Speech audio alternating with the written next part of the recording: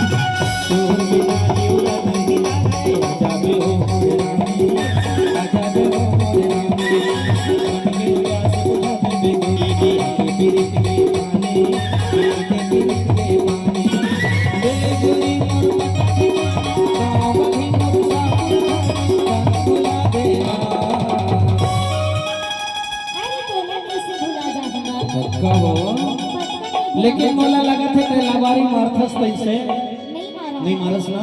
तबे तो गई था मोरे नाम हवे लक्ष्मी दास तोरी मैं पूछत आवेला मोरे नाम हवे लक्ष्मी दास तोरी मैं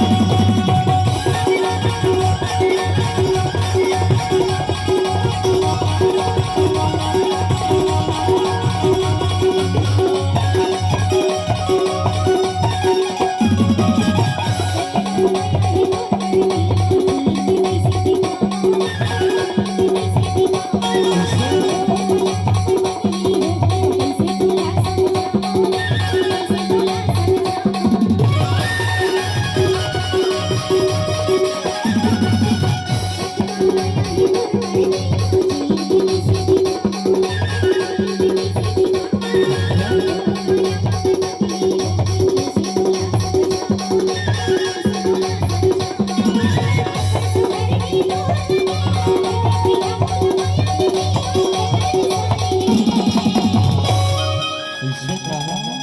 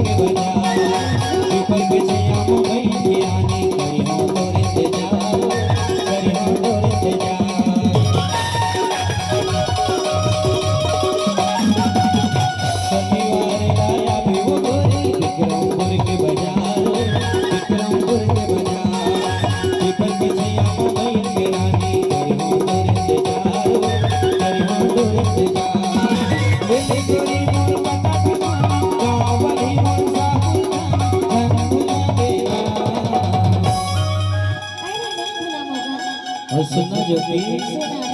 अरे शनिवार के दिन हमारे विक्रमपुर में हफ्ता बाजार लगत है वो, और वही मेरे नाम पीपल के छैया में बैठ के तो रगोरा कर हो देखते हम पक्का या बिना देख लो बारी छट मारबे हो नहीं मारोगा। नहीं तो तय नहीं आवे ना हाँ तमे भारी गुस्सा हो तोर पर हो आ जाऊंगा। आ जाबे ना तबे तो कही काहे के? मोरे नाम भावे लक्ष्मीदास